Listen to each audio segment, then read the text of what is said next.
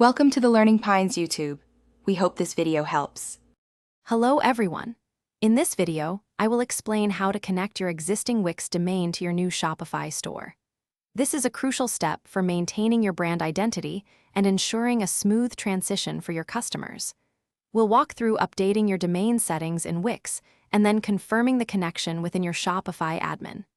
The entire process involves just a few straightforward steps, and while it might sound technical, it's quite manageable. Let's get started and link your domain to your powerful new online shop.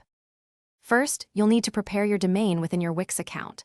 Log in and find your domain's DNS management area. Here, you'll update two critical records.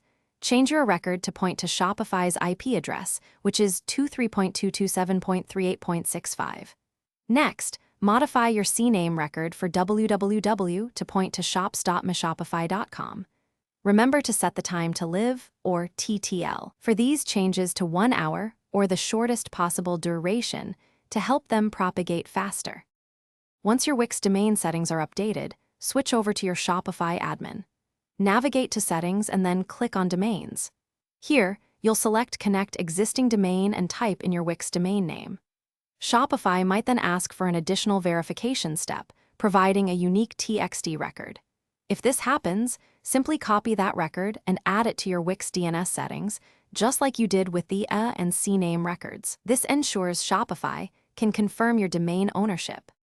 After making all the necessary DNS changes, it's time to be patient.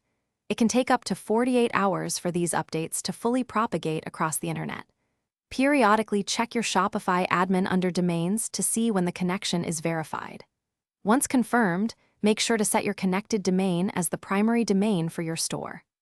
Also, keep in mind that Shopify does not host email, so if you use email with your domain, you'll need to set up email forwarding through your email provider. Thanks for watching. Consider subscribing if we helped you.